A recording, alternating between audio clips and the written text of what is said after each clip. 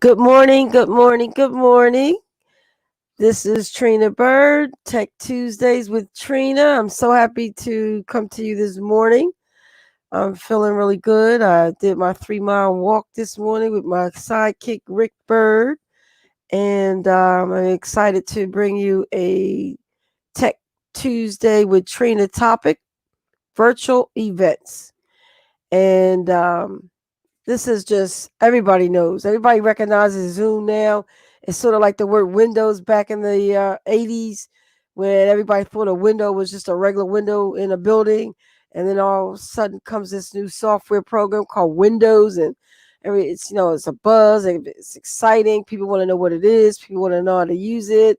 Well, it's the same thing with the Zoom and a couple of other platforms that people are using to conduct their virtual events. And these virtual events are becoming the norm for all types of things, not only just the world that we are experiencing in terms of schools and going from to events and just basically everything. I want to talk a little bit about the different types of platforms. Everyone, like I said, recognizes Zoom. There's Google Meets. There's live webinar, Facebook Live. I mean, that's the biggest. People have been doing Facebook Live, not realizing that that is a virtual platform as well. And your everyday user can use that. Everybody can go Facebook Live. And it is a virtual platform. And they kind of made it, actually, when I think about it, they made it real popular before Zoom came along, because Zoom was strictly in the business realm. People were using it to do meetings, programs like Go Webinar or Go Meeting, those kinds of things. It was just in a professional corporate environment. But everyday people were using Facebook Live. Then next was YouTube Live. YouTube was out there with just playing videos, but then they got on board seeing the actual benefit and the potential financial revenue that comes from doing live events. So and they jumped on board. Then Cisco's always been out there with their WebEx, sort of like Zoom. You got Blackboards for people that are doing educational events.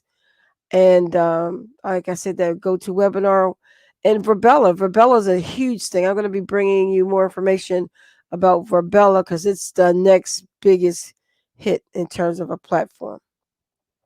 So let's get right into our program for today. Here I wanted to show the pricing in terms of what it costs to actually do or utilize some of these platforms. And one that stands out is freeconferencecall.com. I did mention that in the previous slide because I really wanted to emphasize it now, with you realizing that free conference call is totally free. It is a very cool program. I've been using it for years. I like it because it's free. First of all, you do have some features that you have to pay for, like storage and a couple of like administrative reports that you would need if you're doing a training environment. It is definitely worth it, but the price is like $4 a month, and the storage is like another $2 or $3 a month. So it's really a pretty much free platform, but it has some little features. But it's still unlike all these other ones who, they give it to you for free for 7 days, or they'll let you have it free for 40 minutes at a time. Those kinds of limitations. Whereas free conference call, you could have 1,000 people on the call. You can go for 10 hours if you want. So do check that out, freeconferencecall.com. That's the one I recommend. My second one that I recommend is Google Meets. It is free as well, and it's permanently free, although if you're going to do more than 25 calls, then it becomes $6 a month if you have more than 25 people on the meeting. And I really like that because I use it to do my little quick meetings, like with my clients, my business management contracts that I provide services to my clients. I love it because not only is it contained And combined with the invitation you send out for the meeting, it also allows you to be able to attach documents for the meeting. It will send out alerts to remind the attendees when the meeting is about to take place 10 minutes before, 30 minutes before. You can set as many reminders as you want, a week, a month, a year, whatever. And it's all inclusive in your Google Suites account. So I really like Google Meets, but I only recommend that for probably just regular meetings. You can share your screen when you actually set up these Google Meets. So it's got a lot of great features. I would not probably use it if I were doing a training event because of some of the limitations that it has. But straight up for your regular meetings where you have to share documents and you want them to be able to access the calendar, invite additional people, put the link in the invitation for where the meeting is going to take place online. All those great features, excellent program, excellent price, totally free. So those would be my two recommendations. Obviously, there's GoToMeeting, which is $12 a month. They do not have a free platform on any level, not even 7 days for free. It's straight up pay $12 a month, which is a reasonable price. And GoToMeeting has a lot of nice features. It really allows you to not only put between 150 to 250 people on one call. You can have several different hosts. So if you're nationwide or you're globally and you're going to be doing several different hosts inside that one meeting, it's got some great features with that. So if that's, what you're needing it to do, that your platform be able to do, GoToMeeting is the platform. And it's old. It's been around for a while. It's, gotten all the kinks and problems out. So you're not, you don't experience, you never hear any complaints about GoToMeeting because it always is a strong platform that, actually delivers every time. For Zoom, they're pricey, $14.99 a month. And you can only have 100 people on the call. I believe on the $14.99. And maybe actually the free version is 100 participants and you can only meet for 40 minutes. And the paid version, I believe, is unlimited. But they do have a few limitations. What I really like about Zoom is if you're doing a training, there's a lot of features that are involved with Zoom that you don't find in like a free conference call, such as putting people into groups. So let's say you have about 30, 40 people on the call and you're doing an exercise. I really like their group feature. You can set people up into groups of 10 and then give them a topic or a project to do. And only the people in that group can communicate with one another, while you could have 3 or 4 other groups going on.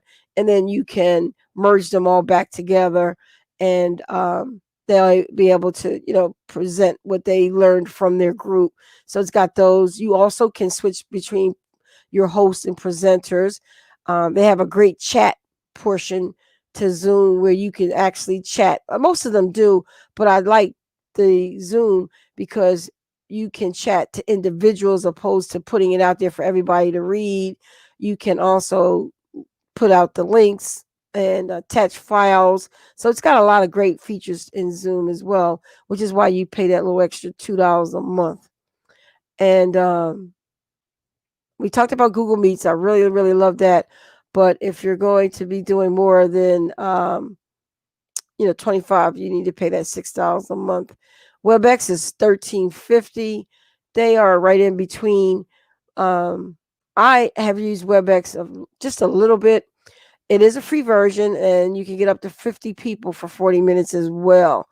I don't know too much about the extra features that they may provide with the paid version because I have not yet signed up for that. But you can definitely Google WebEx and request the features, just features of WebEx versus GoToMeeting or versus Zoom, and you'll get the response that you're looking for and the detail that you're looking for.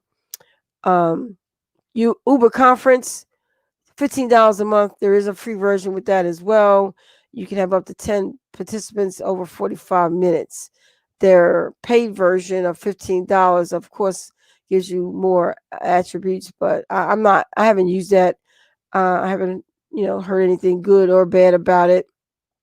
So, um, in any of these platforms that I've given you, do your research. Make sure whatever your topic is for the project that you're doing, that you actually are you picking the right platform. So don't just take anyone's word for it. Don't just go with the most popular like Zoom or WebEx. Do your homework.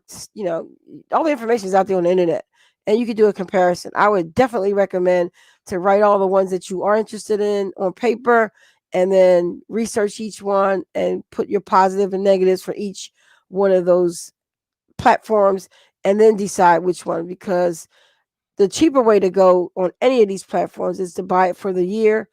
But I kind of recommend don't not to do that. Buy it per month for at least a month or two, and then if it's not a good fit after you've chosen it, you haven't prepaid, so you can just stop your monthly subscription, and you don't owe them, they don't owe you. So that would be my recommendation.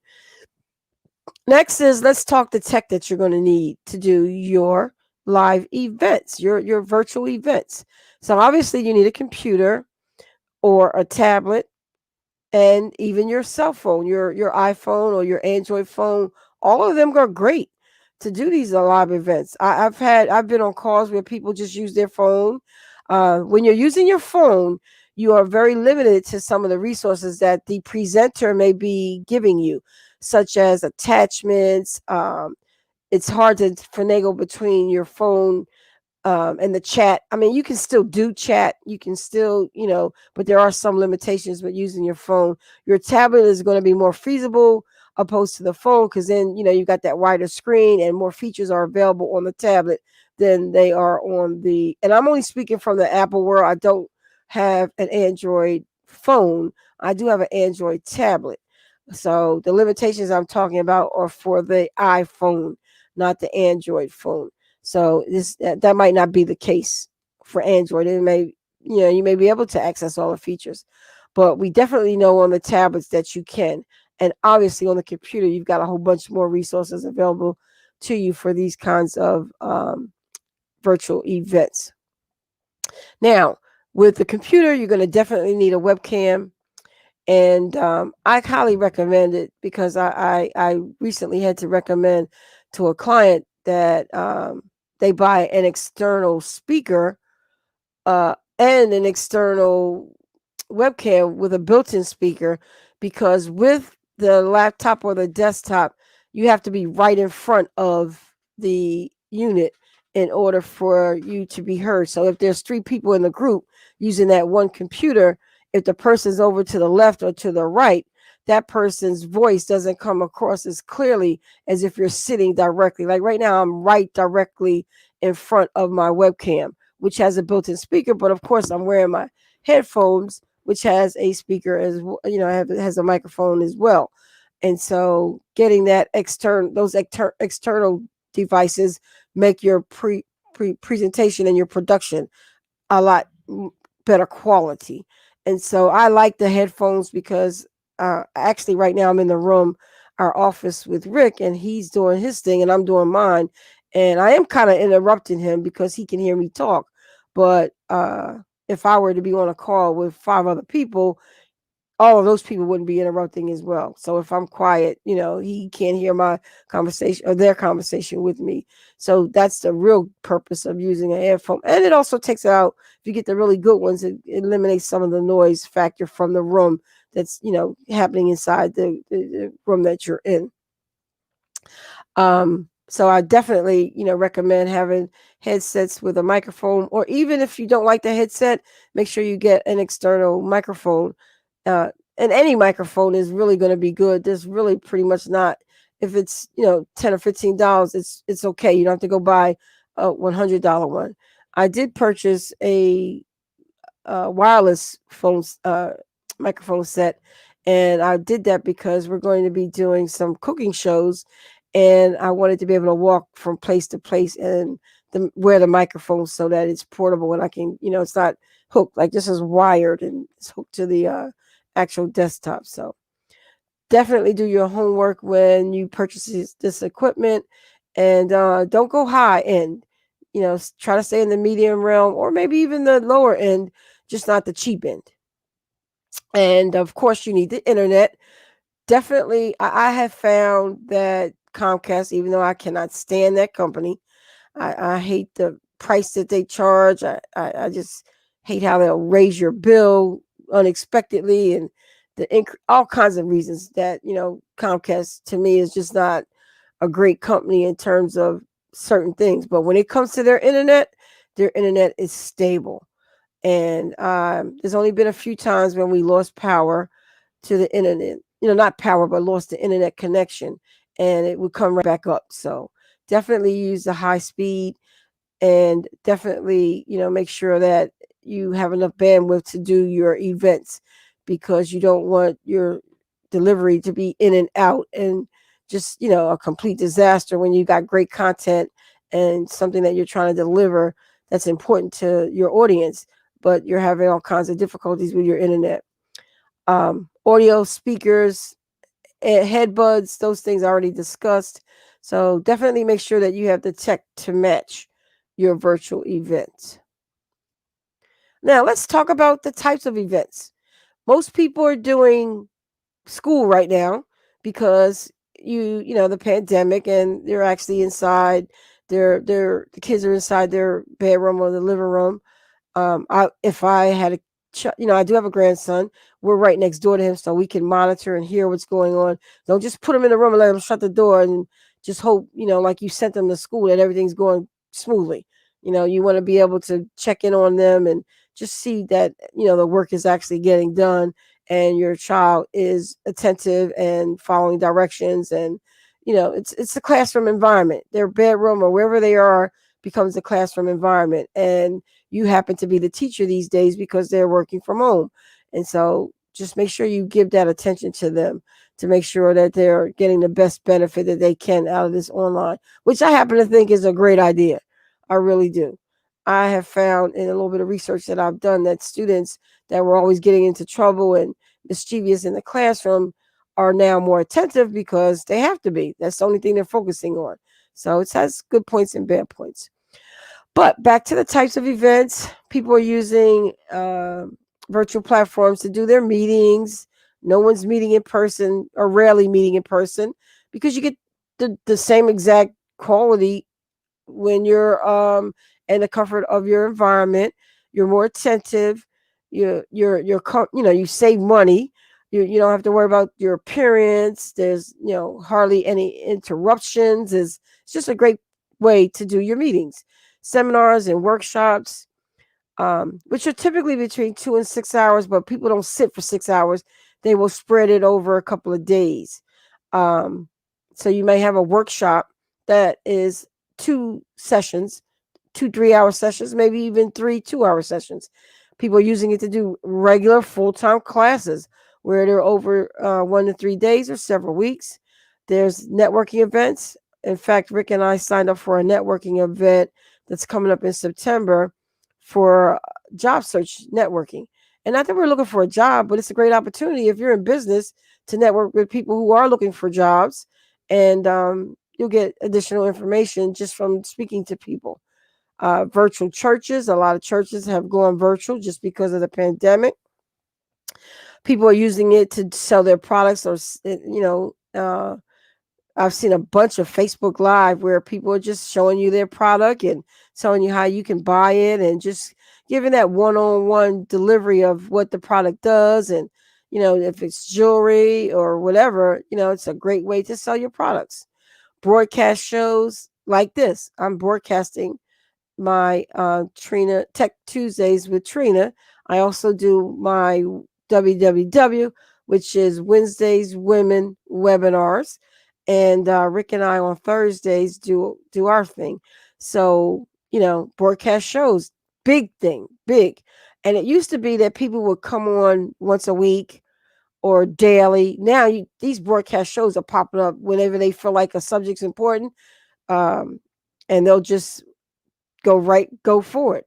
They're I can't think of his name right now, but he was on TV One, and somehow he was not there anymore, and he started doing his live shows, and what's his name, Martin Roland Martin. Yeah, he just his shows just pop up, and I'm on his feed every time he goes live. And I get an alert, and he's just going live 2-3 times a day. I think it's a great idea. Great way to get your product or your service out there, get information out there about who you are and what you do. It's just great. I love these broadcast shows, and it's pretty inexpensive to do. Then you have infomercials. People are doing infomercials to, produce their product and their service. So those are the different types of events, all kinds of events. So I want to give you a couple of tips because we're about 20 minutes into the show on how to conduct these events. So if you're doing an educational event, I highly recommend that you give the person some type of certificate that you create yourself in Microsoft Word at the least. If you don't have Microsoft products, then you can definitely do it using the Google Suites Docs or even the Google Forms. So, and that's all free. But definitely give them some type of certificate, because today, to get people to attend your virtual events, whether they're free or they're paying you to attend, you definitely want them to have takeaways. When they leave your event, they want to feel happy about spending the time that they did with you out of their busy day. Another freebie would be a free ebook. That ebook could be your actual PowerPoint presentation turned into an ebook with a couple of worksheets or a couple of tips that will, give that person a handout that will allow them to go forward with additional resources and information because they attended your educational event. And again, the handout materials, send them ahead of time. Use your Google account to not only invite them with the Google invitation, but also attach the handout materials to the invite so that they have everything that they need in addition to the link, so that once they get the invitation from you, everything is contained in that one email that they receive, and attach those handouts as well. And also any kind of how-tos. So if you're doing any, you're teaching something, send them out, a quick how-to sheet that will allow them to know how to do something that you just shown them. Give them step-by-step procedures on how to get it done. If you're doing a networking event, this was exciting when I first learned about it, but hire a bartender to be on your networking event. And what the bartender can do is send out a featured drink that they're going to be making for your networking event. And in the cocktail hour, your bartender will instruct your attendees on how to make the drink. So when you send out that featured drink ingredients ahead of time, people can go out and buy those products. And then when they get to the happy hour, they can be shown through the bartender that you hire or yourself. I mean, we all know how to make drinks. So you can just put your bartender hat on so that you don't spend extra money for the event, especially if it's free. Put your bartender hat on, do the research, get the ingredients, send them out ahead of time to all of your attendees, and then take that, cocktail hour or 15 minutes or whatever and show them how to make the drink. And then you can have a toast. What a great idea for your virtual networking event. That is, networking. And people usually drink at a network. But here they're drinking at home. Great idea. Now, let's talk about how to price your event. One of the most important things to do when it comes to virtual events is pricing, if it is a, non-free event. So definitely make sure that you do the research, because if you make the price so high, people won't buy it. They won't attend. And if you make it free, the first, introduction or the first class, if you make that free, people will buy into whatever it is you're doing. And they may say, wow, I like this event. Okay, I don't mind spending $29 for the next 4 sessions or the next 3 sessions, whatever it may be. And you definitely want to make sure that you include other forms of resources that you can, you can sell your book. You can sell your product, give them a free coupon. Just price it so that they get something of value for free, as well as, are willing to pay you for whatever your event price is. Now, one of the things that once you decide that you want to charge people, you need to put together the budget and your pricing strategy. So first thing you want to do is create the budget for your event to set up the pricing. And you would want to do that in a program such as Excel or Google Sheets. Next, you're going to itemize a list of all of the requirements you need for your event. So if you have to go out and purchase computer hardware or software, your internet fees, all that is part of that budget, even though you already have it or you're about to purchase it. And you have to cost out each item and identify what that cost is to actually set your price. Now, in lieu of the budgeting items that people are having right now financially, it may cost you $30 to actually run the event, but that's $130. So rather than charge that each attendee $30, you may want to charge them $20, because 20 times 10 is what? 200. And so now you've made your $30 back, plus you being paid for your time, so you're making a profit. But there's a method to the madness. So creating your virtual event budget, I'm going to give you 5 easy steps to actually complete it. 1, total all your costs, as I just indicated, to run the event. So that's including your internet, like I said, your price that you allocate for your equipment, your time, your attendance there, it's labor intensive. So detail each one of those costs, including your personal costs. Don't just look at it like I'm doing it, so I'm saving money. No, if you were to pay yourself, there would be a cost associated with it. Number 2, identify the number of attendees to cover the cost. So if it's costing you $30 to do the event, you need to at least have 3 people who paid so that you break even, and that you identify how many you need in order to cover costs. Then you need to identify the amount that you're going to pay yourself for doing it. So that may be 3 more people. Then number 4, identify the amount you want to make as a profit. If you want to make 100% profit or 50% profit, then opposed to 6 people, now it needs to be 12 people, so that you double your profit. And you need to identify that profit that you want to make. Is it 50% or is it 100%?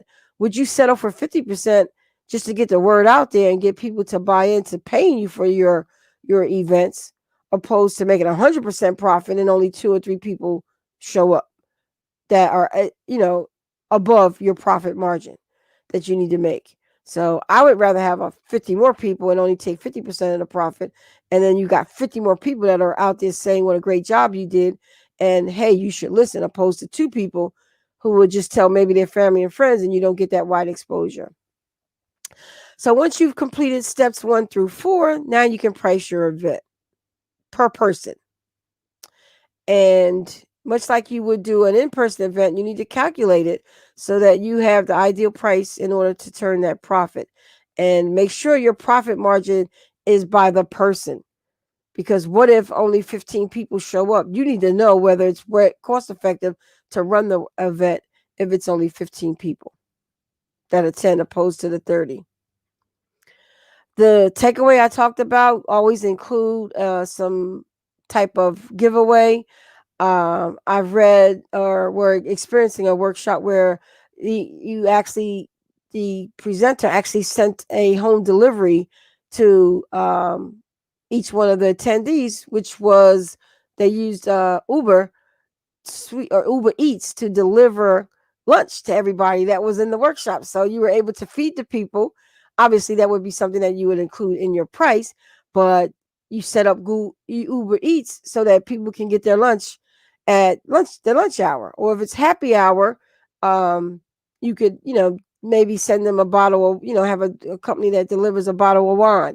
I really like the bartender thing when they make it themselves, but today, you can send liquor. You can send a bottle of wine. You do have some liquor stores that are delivering. So you could add those kinds of surprise home deliveries. You could also add a virtual store where people can go into your store and you can do a giveaway for free. So if they go in and they see something they like, $10 value, you get exposure to your virtual store. which is your website, and then they'll get a freebie. So you make an item that usually would be priced maybe $10. Now, if they go in between a time window of 2 to 3 or 10 to 20, 30 minutes, they can download and purchase that product and fill out the form, and they get it for free. So great ideas to actually make your event a very powerful virtual event.